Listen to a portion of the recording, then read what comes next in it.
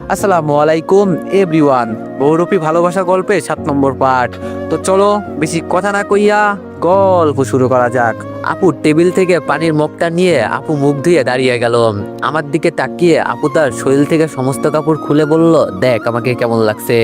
জানিস সেক্স করতে কতটা মজা লাগে? এই যে দেখ আমার শরীরে কত জায়গায় ট্যাটু করা আছে। তুই আমাকে বিয়ে করে নে, জীবনে তোর কোনো কাজ করতে হবে না, সারা জীবন আমি তোরে ইনকাম করে খাওয়াবো। আমি বললাম, তোরে বিয়ে করার চেয়ে বাজারের কোনো নষ্ট নারীকে বিয়ে করা অনেক ভালো হবে। তারা আর যাই করুক, তোর মতো পর্নোগ্রাফি ভিডিও তৈরি করে না। ছোট আপু এসে আমার উপর বসে বলল, আমার সাথে সেক্স করবি? তাহলে তোরে ছেড়ে দিব, যা, আমাকে তোর বিয়ে করতে হবে না। আমি আপুকে ঠেলে দূরে দিয়ে বললাম, এখন আমার হাত পা বাঁধা আছে, এজন্য তোরে কিছু বললাম না, নইলে তোরে আমি যে কি করতাম। তবে এটা মনে রাখিস, আমি একদিন তোর মুখে মুতে দিব সত্যি। আমার কথা শুনে আপু দাঁড়িয়ে থেকেই বলল, সে পরে দেখা যাবে, তবে এটা কিন্তু আমিও করতে পারি। তুই আমাকে চ্যালেঞ্জ করলি না, আমি তোরে বলছি আজকে রাতে তোর সাথে আমি এমন কিছু করব তুই ভাবতেও পারবি না। তোরে হাতেও মারবো না, পায়েও মারবো না, শুধু তোর সাথে একটা ভিডিও তৈরি করব, শুধু এই পর্যন্তই। হঠাৎ ভাই থেকে রাসেল ভাই আওয়াজ করে বলল, কি রে তোর হলো কি? দরজা খুলে দিব এখন? রাসেল ভাইয়ের কথা শুনে ছোট আপু কাপড় পরতে পরতে বলল, ভিতরে চলে আয় ভাইয়া। রাসেল ভাই দরজা খুলে ভিতরে চলে আসলো। ছোট আপু আমার কাছে এসে আমার ঠোঁটে ওর ঠোঁট লাগিয়ে দিল। আমি শুধু চুপচাপ দাঁড়িয়ে আছি। কিছুক্ষণ পর আমাকে ছেড়ে আপু বলল, একটা সত্যি কথা কি জানিস, আমি এই গ্রামের সবার সাথে একটা করে ভিডিও বানাবো, তোরেও ছাড়বো না। তবে এর মাঝে তোরে বিয়ে করে তোর সাথে বাসর রাতের ভিডিও বানাবো, একদম লাইভ করব, কি বলিস? যাতে আমরা আরো বেশি ভাইরাল হতে পারি। আমি চোখ গরম করে বললাম, 1 মাসে কি সময় চলে যায়? আরো অনেক সময় থাকে, দেখাই যাবে।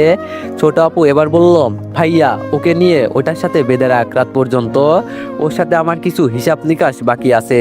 রাসেল ইশারা করতেই একটা ছেলে এসে আমার হাত বেঁধে দিল। রাসেল আমাকে ধরে গাড়িতে তুলে আমার পাশেও বসে বলল, কি বললাম আমার বোন তোরে? আমি দাঁত কেলিয়ে হেসে বললাম, তোর বোন বলছে আমি যেন ওকে রাস্তায় ফেলে সবার সামনে ধর্ষণ করি। আমার কথা শুনে রাসেল গাড়ির ভিতরেই আমাকে মারতে লাগলো। মারতে মারতে বলছে, শালা তুই আমার বোনের নামে খারাপ কথা বলিস? তোর এত বড় সাহস কিভাবে হয় আমার বোনের নামে খারাপ কথা বলার?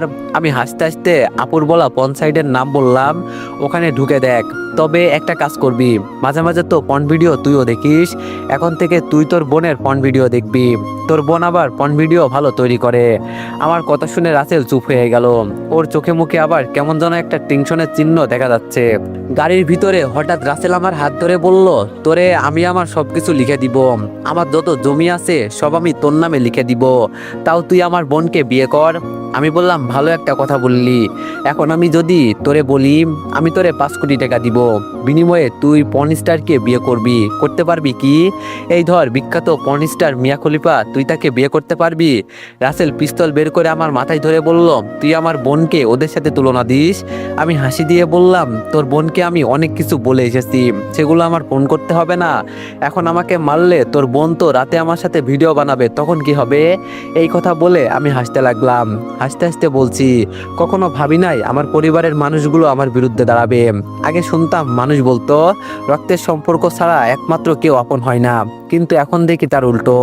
আমার কথা শুনে রাসেল আর কিছু বলে নাই, চুপচাপ গাড়িতে বসে আছে। কিছুক্ষণ পর একটা নিরিবিলি পরিবেশের সামনে গাড়ি গিয়ে থামলো। এখানে আশেপাশে আমি তেমন কাউকে দেখতে পাচ্ছি না, হয়তো এখানে কেউ থাকে না, তবে সামনে একটা বিল্ডিং আছে শুধু। এটা দেখে কেমন গোডাউন গোডাউন মনে হচ্ছে। আমাকে ধরে ভিতরে নিয়ে গেল। ভিতরে গিয়ে দেখি একজন মহিলা, একজন পুরুষ আর একটা মেয়েকে বেঁধে রেখেছে। আমাকে ওদের পাশে বেঁধে রেখে রাসেল বলল, ওরা হলো রিমির বাবা মা, তোদের সেনাবাহিনী কি অসহায় দেখ। আর রিমি ম্যাডাম মেজর হওয়ার পরেও আমার কিছু করতে পারছে না, যেখানে তো তুই সামান্য একটা মহিলা মাত্র। আমি বললাম, আমাকে ময়লা ভেবে ছেড়ে দিস না, নইলে তোর অনেক বড় ক্ষতি হবে, যেটা তুই চিন্তাও করতে পারবি না। রাসেল আমার মুখে লাথি মেরে বলল, কুত্তার বাচ্চা চুপচাপ এখানে বসে থাক, কথা বলে মেজাজ গরম করবি না, নইলে খুব খারাপ হবে। আমি বললাম, মরার আগে আমাকে মেরে ফেল, নইলে তোরা সবাই বিপদে পড়ে যাবি। আমি যদি এখান থেকে একবার বেঁচে ফিরি না, তাহলে তোদের খবর আছে। রাসেল বলল, তাই নাকি?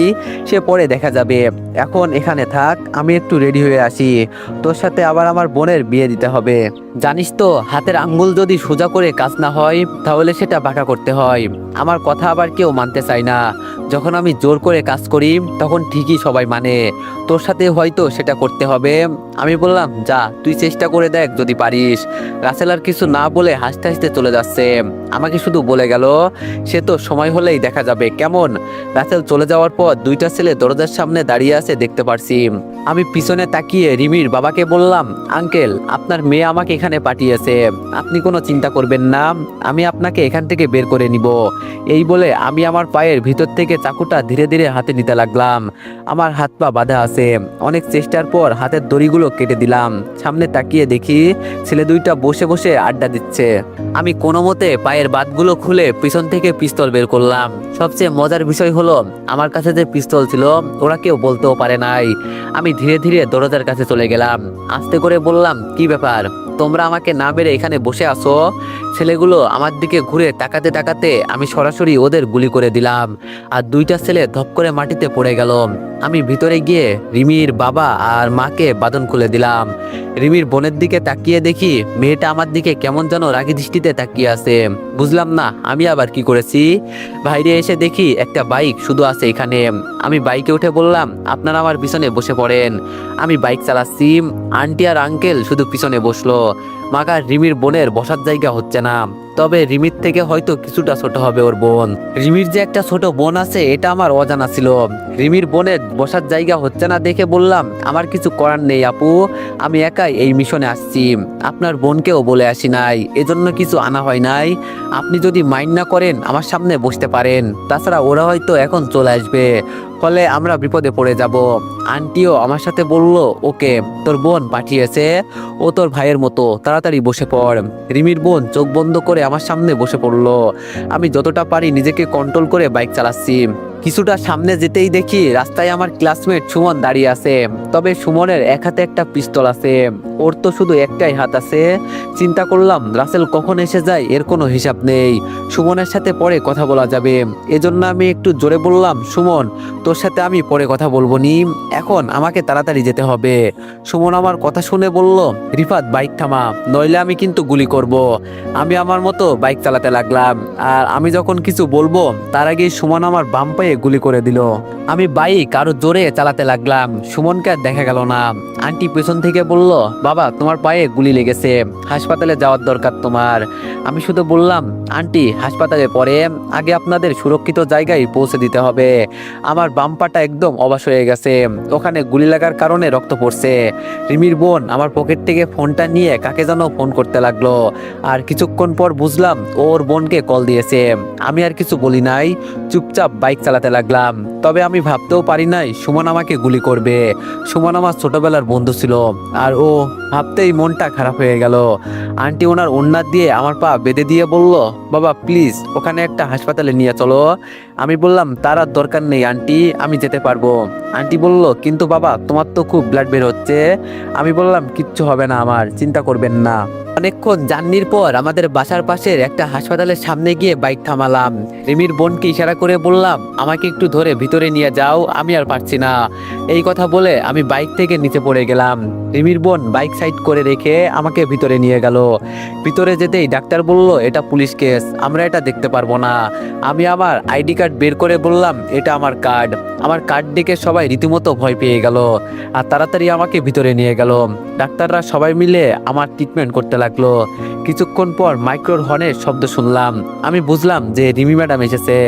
কিছুক্ষণ পর ডাক্তার আমাকে বলল, আপনি এখন বিপদমুক্ত, তবে আপনার শরীর থেকে অনেক রক্ত বের হয়ে গেছে, এজন্য আপনার রক্তের দরকার। আপনার পরিচিত কেউ আছে কি? আমি শুধু বললাম, দাঁড়ান আমি দেখছি। কিছুক্ষণ পর রিমি ম্যাডামের আম্মু ভিতরে প্রবেশ করলো। আমি ওনাকে দেখে বললাম, আন্টি আপনি এখনো বাসায় যাননি? আন্টি আমাকে কিছু বলবে তার আগেই একজন নার্স এসে আন্টিকে বলল, আপনি বেডে শুয়ে পড়েন, আমি সব ব্যবস্থা করছি। আন্টি শুধু আমার দিকে তাকিয়ে বলল, আমাদের জন্য এত কিছু করলে আর আমি তোমার জন্য এইটুকু করতে পারবো না, এটা কি করে হতে পারে? আমি বুঝেছি আন্টি আমাকে রক্ত দিবেন। আমি শুধু একটা মুচকি হাসি দিয়ে বললাম, আপনাকে কি বলে যে ধন্যবাদ দিব আমি বুঝতে পারছি না। এভাবে কিছু সময় চলে যাওয়ার পর একজন ডাক্তার এসে বলল, এখন আপনি একদম পুরোপুরি বিপদমুক্ত, তবে কয়েকদিন একটু ছুটিতে থাকতে হবে, তাহলে আপনার পা তাড়াতাড়ি ভালো হয়ে যাবে। আর আমি এই বিষয়ে আপনার মেজরের সাথে কথা বলেছি। ডাক্তার এই কথা বলে বের হতেই রিমি ম্যাডাম সেনাবাহিনীর পোশাকেই ভিতরে ঢুকলো। আমি রিমি ম্যাডামকে দেখে মাথা নিচু করে বললাম, সরি ম্যাডাম, আমি দাঁড়াতে পারলাম না। রিমি ম্যাডাম কিছু না বলে একটা চেয়ার টেনে আমার পাশে বসে বলল, আমার অর্ডার ছাড়া তোমাকে মিশনে যেতে কে বলেছে? আমি বললাম, আসলে ম্যাডাম হয়েছে কি। এবার রিমি ম্যাডাম চোখ গরম করে আমার দিকে রাগী দৃষ্টিতে তাকিয়ে বলল, আমি কি বলছি এর উত্তর দাও। এখন যদি আমি রিমি ম্যাডামকে কিছু বলি তাহলে উনি কিছুই বুঝবেন না, এজন্য আমি মাথা নিচু করে চুপচাপ শুয়ে আছি। রিমি ম্যাডাম আবার বলল, আমার কথা না শোনার জন্য তোমার চাকরি যেতে পারে। এখন যদি আমি এটা করি। পাশ থেকে রিমি ম্যাডামের আম্মু বলল, মারে এটা করিস না, ও আমাদের বাঁচাতে গিয়েছিল, যা হয়েছে এসব বাদ দে, ওর কারণে আমরা আজকে বেঁচে ফিরে আসছি। আর তুই কি করলি? মেজর হয়েও তো আমাদের বাঁচাতে পারলি না। রিমি ম্যাডাম আন্টির কথার জবাব দিয়ে আমাকে বলল, এই ছেলে তুই কিভাবে জানিস যে আমার আম্মুকে ওরা তুলে নিয়ে গেছে? আমি বললাম, ম্যাডাম রাসেল আমার চাচাতো ভাই, আমাদের বাড়ি এখানে। রাসেলের বোনকে আমি বিয়ে করি নাই দেখে ও আমার বাবাকে মেরেছে। আমি কোনো একভাবে জানতে পেরেছি যে ও আপনার পরিবারকে অপহরণ করেছে। তাছাড়া ম্যাডাম আমি ছোটবেলায় আপনার পিছনে। রিমি ম্যাডাম আমাকে থামিয়ে বলল, এত কথা তোমার বলতে হবে না, সুস্থ হওয়ার পর আবার চাকরিতে ফিরে আসবা, তবে কোনো প্রকার দেরি চলবে না, আর আমার সাথে বিয়াদবি করার শাস্তি তো তোমাকে পেতেই হবে। রিমি ম্যাডামের আম্মু বলল, তাহলে তুমি কামাল সাহেবের ছেলে? আমি বললাম, জি আন্টি। আন্টি বলল, আচ্ছা এখন তোমরা থাকো কোথায়? আমি আমার বাসার ঠিকানা দিয়ে বললাম, আমাদের বাসায় যাবেন কিন্তু আন্টি। আন্টি রিমি ম্যাডামের দিকে তাকিয়ে বলল, খুব তাড়াতাড়ি আমি তোমাদের বাসায় যাব, চিন্তা করো না। রিমি ম্যাডাম দাঁড়িয়ে ওনার আম্মুকে বলল, আম্মু বাইরে গাড়ি দাঁড় করানো আছে, আমাকে এখন যেতে হবে, আমি ড্রাইভারকে বলে দিব তোমাকে বাসায় দিয়ে আসতে, এখন আমি গেলাম। রিমি ম্যাডাম চলে যাবে। তখন আমি বললাম, ম্যাডাম আমার চাকরি যাবে না তো আবার? রিমি ম্যাডাম আমার দিকে তাকিয়ে বলল, 10 দিন পর কিভাবে চাকরিতে ফিরে আসবা আমি এটা জানি না, যদি না আসো তাহলে তোমার চাকরি শেষ, আমার কিছু করার থাকবে না। এই কথা বলে রিমি ম্যাডাম বাইরে চলে গেল। আমি মনে মনে বললাম, এই মেয়ে কি রে ভাই, একটু হাসে না, সবসময় কেমন যেন রেগে থাকে। তবে সবচেয়ে বেশি কষ্ট পেয়েছি রিমি ম্যাডাম আমাকে চিনতে পারে নাই। আমি ওনাকে আমার পরিচয় দেওয়ার পরেও আমাকে চিনতে পারলো না, ভাবতেই মনটা খারাপ হয়ে গেল। আন্টি বলল, কি চিন্তা করো বাবা? আন্টির কথা শুনে বললাম, কিছু না আন্টি। আন্টি আমার মাথায় হাত দিয়ে বলল, আমার মেয়ের কথাই তুমি কিছু মনে করো না, ও সবসময় এমনই থাকে, এই একটু রাগী আর কি, তবে ওর মনটা অনেক ভালো। আমি বললাম, আঙ্কেল কোথায় আন্টি? আন্টি বলল, তোমার আঙ্কেল হয়তো রিমির বোনকে নিয়ে বাসায় চলে গেছে, আসো আমি তোমায় বাসায় পৌঁছে দিয়ে আসি। আমি বললাম, না আন্টি তার আর দরকার নেই, কিছুক্ষণ পর আমি নিজেই একাই চলে যাব, আমি আমার বোনকে বলছি এখানে আসতে। আন্টি এবার আমার পাশে বসে আমার দিকে তাকিয়ে বলল, আমি যদি তোমার কাছে কিছু চাই তাহলে আমাকে কি তুমি ফিরিয়ে দিবে? আমি বললাম, কি যে বলেন না আন্টি, আপনি আপনি আমাদের মেজরের আম্মু, আপনি কিছু বলবেন আমি আবার কিভাবে ফিরিয়ে দিব বলেন? আমার কথা শুনে আন্টি একটা হাসি দিয়ে বলল, খুব শীঘ্রই আমি তোমাদের বাসায় যাব, তবে আমার মেয়ের কথাই কিছু মনে করো না, ও একটু এমন টাইপের মানুষ। আমি বললাম, আরে না আন্টি আপনি কি যে বলেন, তবে আপনাকে আমার এখন ম্যাডাম ডাকতে হবে, কারণ আপনি আমাদের বড় ম্যামের আম্মু। আন্টি বলল, এইসব কখনো ডাকবে না, যেটা ডাকো ওইটাই ভালো, তবে আমি তোমাকে ছোটবেলায় অনেক জায়গায় দেখেছি মনে হচ্ছে, কিন্তু কোথাও যে দেখেছি এটাই মনে করতে পারছি না। আমি একটা মুচকি হাসি দিয়ে বললাম, আমি যে রিমি ম্যাডামের পিছনে ঘুরতাম তা আন্টি মনে করতে পারছে, কিন্তু আমাদের রিমি ম্যাডামের কি এইসব মনে হচ্ছে না, নাকি তিনি বুঝেও না বোঝার ভান করছেন? এর মাঝে আন্টি বিদায় নিয়ে চলে গেল। আমি ফোনটা বের করে মাইকে কল দিয়ে বললাম, রিয়াকে নিয়ে আমাদের পাশের হাসপাতালে চলে আয়, এই বলে ফোনটা কেটে দিলাম। এবার মাথায় 2 হাত ধরে চোখ বন্ধ করে চিন্তা করতে লাগলাম, সুমন আমাকে কোন কারণে গুলি করলো? ও আমার ছোটবেলার বন্ধু, কিন্তু ও আমাকে গুলি করতে পারলো? আমি জানি সবকিছু এলোমেলো হয়ে যেতে পারলেও সুমন সবসময় ঠিক থাকবে। দূর, আমি কি সব চিন্তা করছি? যেখানে আমার চাচাতো ভাই আমার বাবাকে ছাড়ে নাই, সেখানে আবার আমার কাছের বন্ধু কি? এইসব চিন্তা করতে করতে রিয়া আর মাই হাসপাতালে চলে আসলো। মাই এসে আমাকে জড়িয়ে ধরে বলল, ভাইয়া তোর কি হয়েছে? আমি হাসি দিয়ে বললাম, তেমন কিছু হয় নাই, তবে এই পায়ে শুধু একটা গুলি লেগেছে, চিন্তা করিস না, খুব তাড়াতাড়ি সুস্থ হয়ে যাব। রিয়া আমার দিকে তাকিয়ে বলল, তোরে আমি আগেই বলছিলাম তুই একা যাস না, কিন্তু আমার কথা তো আর শুনলি না, এখন কি বাসায় যাবি? আমি বললাম, এখন বাসায় যাব। আমি মাইকে আর রিয়াকে ধরে কোনো মতে হাসপাতাল থেকে বের হলাম। মাই আর রিয়া আমার 2 পাশে বসলো। হঠাৎ করে রিয়া বলল, রিফাত আমার বিয়েটা ভেঙে গেছে। আমি রিয়ার দিকে অবাক চোখে তাকিয়ে বললাম, কি বলিস, তোর বিয়ে আবার কিভাবে ভেঙে গেল? রিয়া বলল, বাসায় চল, তারপর তোরে আমি সবকিছু বলছি। গাড়ির ভিতরে রিয়ার সাথে আর তেমন কোনো কথা হয় নাই। বাসায় যাওয়ার পর আম্মু একটু কান্না করছে, তবে আম্মু আমাকে এটাই বলেছে, যে কাজে নিজের জীবন যাওয়ার ঝুঁকি আছে সেই কাজ করতে হবে না, আগে নিজের জীবন তারপর কাজ। রুমে যাওয়ার পর আম্মু আমাকে নিজ হাতে খাইয়ে দিয়ে চলে গেল। একটু পর রিয়া একটা আম খেতে খেতে রুমে ঢুকে বলল, কিরে রিফাত, কি করিস? আমি রিয়ার দিকে তাকিয়ে বললাম, এই তো শুয়ে আছি। রিয়া আমার পাশে বসে বলল, তোর চেহারা আগের থেকে অনেক সুন্দর হয়েছে। আমি বললাম, তাহলে একটা কিস কর। রিয়া আমার দিকে চোখ ঘুরিয়ে বলল, উল্টাপাল্টা কথা বললে একদম তোর মুখে দিব। আমি বললাম, আচ্ছা বাবা, সরি। এখন তোর বিয়ে কি কারণে ভেঙে গেছে এটা বল। রিয়া বলল, ছেলে সরকারি চাকরি করে, সবকিছু ঠিকঠাক ছিল। তবে সেই দিন আমি লুকিয়ে ছেলের বাসায় গিয়েছিলাম, তবে গিয়ে দেখি সারা টাকলা হয়ে বিছানায় শুয়ে আছে, আর ওর মাথায় নকল চুল লাগানো। আমি কি টাকলা ছেলেকে বিয়ে করব বল? এজন্য সবার সামনে ওকে অপমান করে বিয়ে শেষ করে দিছি। আমি বললাম, ছেলে সরকারি চাকরি করে, মাথায় চুল আছে কি নেই সেটা দেখার বিষয় হলো, তোর তো টাকার দরকার। রিয়া বলল, আমি বুঝি টাকাকে বিয়ে করব? টাকা দেখে বিয়ে করলে জীবনেও বাচ্চার মুখ দেখতে হবে না। আমি বললাম, ওমা, আমি আছি কেন? তুই টাকা দেখে বিয়ে কর, বাকিটা আমি দেখব। রিয়া এবার রেগে বলল, তাই না? এই কথা বলে রিয়া আমাকে ইচ্ছামতো মারতে লাগলো। আমি রিয়াকে থামাতে গিয়ে ওকে জড়িয়ে ধরে বললাম, আমাকে ছেড়ে দে। রিয়া আমার কাছ থেকে ছেড়ে ওকে ছাড়িয়ে নিয়ে এক কথায় দাঁড়িয়ে আছে। আমি বুঝেছি ও লজ্জা পেয়েছে। আমি তাড়াতাড়ি ওকে সরি বলে বললাম, বাদ দে না এইসব, তুই আমার ফ্রেন্ড, তোকে আমি জড়িয়ে ধরবো না তো কে ধরবে? রিয়া বলল, আমাকে বিয়ে করবি তুই? আমি বললাম, ধুর রিয়া, মজা করিস না তো তুই।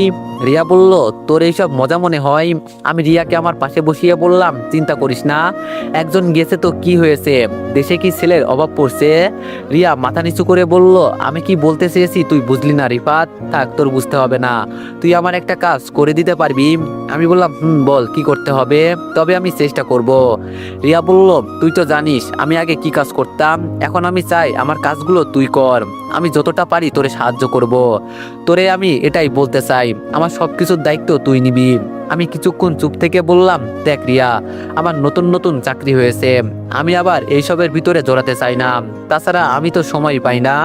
রিয়া বলল, সময় পেতে হবে না তোর, আমি কিছু লোক রেখে দিব, তুই শুধু ওদের বলবি কিভাবে কি করতে হবে, আর কিচ্ছু না। দেখ, কালকে একটা 3 বছরের বাচ্চাকে মেরেছে, আমি জানি ওরা কে, কিন্তু আমি কিছুই করতে পারছি না, কারণ আমি সবকিছু ছেড়ে চলে আসছি। আমি বললাম, আমাকে একটু সময় দে, আমি চিন্তা করে তোরে সবকিছু জানাবো। রিয়া আমার ঠোঁটে কিস করে বলল, তুই আমার বন্ধু, এটা কোনো বিষয় না। আমি আবার চোখ গরম করে ওর দিকে তাকিয়ে বললাম, তুই কিছু করলে এটা কোনো বিষয় না, আর আমি কিছু করলে এটা উল্টাপাল্টা হয়ে যায়। রিয়া দাঁত কেলিয়ে বলল, এটাই তো। তবে তোর মনটা খুব ভালো রিফাত, তুই অনেক ভালো একটা মেয়ে পাবি। আচ্ছা, তুই কি কাউকে পছন্দ করিস? আমি বললাম, সব কথা যদি তোরে একদিনে বলে দিই তাহলে কি হলো, অন্য একদিন বলবো। রিয়া বলল, তাহলে এখন কি আমি চলে যাব? আমি বললাম, যা, আমি একটু ঘুমাবো। রিয়া বলল, আমিও তোর পাশে ঘুমাই। আমি বললাম, ঘুমাতে পারিস, সমস্যা নেই, তবে প্রেগনেন্ট হলে আমাকে আর দই দিবি না, আমি আবার ফ্রিতে। রিয়া বলল, লুচ্চা কোথাকার, তোর সাথে তো কথা বলাটাই আমার ভুল। আমি বললাম, দেখ রিয়া, আর যাই বলিস লুচ্চা বলবি না একদম, নইলে খুন করে দিব। রিয়া বলল, চারিদিকে রক্তের বন্যা, এর মাঝে শুধু আমি পড়ে আছি, পাশে ছিলি তুই, যাকে একটু ভরসা করে তোর হাত ধরবো বলে হাতটা বাড়িয়েছিলাম, কিন্তু সেই হাতটাই কেটে দিলি আমার। এত এত লাল গোলাপের মাঝে শুধু আমি ফুলের কাঁটাটুকুই পেলাম। হতে চেয়েছিলাম ভালো, আর হয়ে গেলাম খারাপ। সমাজ আমাকে বলে আমি খারাপ, কিন্তু আমার মনের ভিতর যে কি চলছে এটা কেউ বুঝতে পারে না। সবাই স্বার্থপর রে রিফাত, এই পৃথিবীতে কেউ কারো আপন নয়, সময় আমাদের সবকিছু শিখিয়ে দেয়। এই কথাগুলো বলে রিয়া কান্না করে দিল। আমি বুঝলাম না হঠাৎ করে ওর কি হয়েছে। আমি ওর হাত ধরে বললাম, হঠাৎ করে এইসব কথা বলে কান্না করে দিলি কেন, তোর কি হয়েছে রিয়া? রিয়া চোখের পানি মুছে দাঁড়িয়ে বলল, আজকে আমি আসি রে, তোর সাথে আমি পরে কথা বলবো। রিয়া আর কিছু না বলে রুম থেকে বের হয়ে গেল। কিছুক্ষণ আগে রিয়া কি সুন্দর হাসি মুখে কথা বলছিল, আর হঠাৎ করে ওর কি এমন হয়ে গেল যার কারণে ও কান্না করে ফেললো। আর এইসব কথাগুলোর অর্থ কি আমি কিছুই তো বুঝতে পারলাম না। ফোনের আওয়াজ শুনে আমার নজর গেল ফোনে। ফোনটা হাতে নিয়ে দেখি একটা আননোন নাম্বার। আমি মাঝে মাঝে অচেনা নাম্বারে কেউ কল দিলে কম ধরি, তবে আজকে কি মনে করে ফোনটা রিসিভ করলাম বলতেই পারি না। ফোন রিসিভ করতেই ওপাশ থেকে মেয়ে কণ্ঠে আওয়াজ এলো। যখন আমার জন্ম হয়েছে তখন আমি দুনিয়ার কিছুই ভালো করে জানতে পারি নাই। আর যখন থেকে আমি বড় হয়েছি বা কোনো ভুল কাজ করেছি, তখন থেকে আমার বড় ভাই বলতো তোর বিয়ে হলে তোর চাচাতো ভাইয়ের সাথেই হবে। তুই তো পালিয়ে চলে গেলি, তবে টেনশনে আমাকে রেখে গেলি। আমি তোরে কসম করে বলছি, 1 সেকেন্ডের জন্য হলেও তুই আমার হাজবেন্ড হবি, এবং এই 1 সেকেন্ডের অর্ধেক ভাগ করে আমি সেই সময়টা তোর সাথে এক বিছানায় কাটাবো, এবং আমি দুনিয়ার সকল মানুষকে দেখাবো যে তুই আমার স্বামী আর আমার সাথেই তুই বাসর করলি। আমি হাসতে হাসতে বললাম, আরে ছোট আপু যে, আর কি বললেন আমাকে আপনি 1 সেকেন্ডের জন্য হলেও আমার হাজবেন্ড বানাবেন? আহারে মেয়ের কি শখ। আমি তার এলাকা থেকে পালিয়ে চলে আসলাম, আমাকে কিছু করতে পারে নাই, আবার আমাকে নাকি তার স্বামী বানাবে। একটা বুদ্ধি দিই, রাতে শুয়ে শুয়ে এইসব স্বপ্ন দেখবেন, তাহলে যদি পূরণ হয় আর তুই আমার সামনে পড়বি না, নইলে তো তুই জানিস আমি তোর কি করতে পারি। আপু বলল, তুই আর আমার কি করবি, যেখানে তোর প্রাণপ্রিয় বন্ধু টাকার জন্য তোর পায়ে গুলি করলো। আমি তো বলছিলাম তোরে যেন জায়গায় মেরে ফেলে, কিন্তু ও ভুল করে ফেললো। আমি বললাম, আপু মনে আছে আমি আপনাকে বলছিলাম মরার আগে আমাকে মেরে ফেলেন, নইলে আপনার যে আমি কি অবস্থা করব এর কোনো হিসাব নেই। আগামী 1 মাসের ভিতরে আমি রাসেল ভাইকে মেরে তোদের বাসার সামনে টুকরো টুকরো করে ওর মাংসগুলো রাস্তায় ফেলে রাখবো। যদি আমাকে আটকাতে পারিস তাহলে আটকিয়ে দেখা। আপু বলল, ইস এভাবে বলে না বেবি, আমি তো ভয় পেয়ে গেছি। হুমকি দিস নাকি ভয় দেখাস? দেখ তোর হুমকি শুনে আমি বিছানায় হিসু করে দিছি, এমনি রুমের ভিতরে পন ভিডিও করছিলাম, আর তুই সবকিছু নষ্ট করে দিলি। আমি বললাম, বাজারের নষ্টা মেয়ে তোরে আমি। আপু বলল, কি করবি, আমার গালে চুমু দিবি? বললাম, তোর মুখে আমি যখন মুতবো না তখন বুঝবি তোর সাথে আমি কথা বলে আমি আমার মুখ খারাপ করছি কেন। আপু বলল, কেন, আমাকে এই অবস্থায় দেখে তোর ভালো লাগে নাই? তুই যদি বলিস তো। আমি আর কিছু না বলে ফোনটা কেটে বন্ধ করে দিলাম। আমার মাথা যেন একদম ধরে গেছে এই মেয়ের সাথে কথা বলে। সিসি, একটা মেয়ে এতটা নষ্ট কিভাবে হতে পারে। সামনে থাকা দেয়ালে আঘাত করে নিজের রাগ কম করতে কন্ট্রোল করতে লাগলাম। এরে এরে আমার বোন বলতেও লজ্জা করে। ওর মুখে থুতু দিয়ে আমি বেশ ভালোই করেছি। মাইকে ডাক দিতেই মাই ভিতরে আসলো। আমি ওকে বললাম, আমার মাথায় একটু পানি দে, আমার মাথা গরম হয়ে গেছে। মাই আমার মাথায় পানি দিয়ে চুপচাপ বাইরে চলে গেল। এখন রাগ কিছুটা হলেও কন্ট্রোল হয়েছে। রাতে খাবার খেয়ে সবকিছু ভুলে ঘুমিয়ে গেলাম। সকালে দরজায়। তো এভরিওয়ান, নেক্সট পার্টের জন্য সবাই একটু বেশি বেশি লাইক আর কমেন্ট করে দিও। ধন্যবাদ।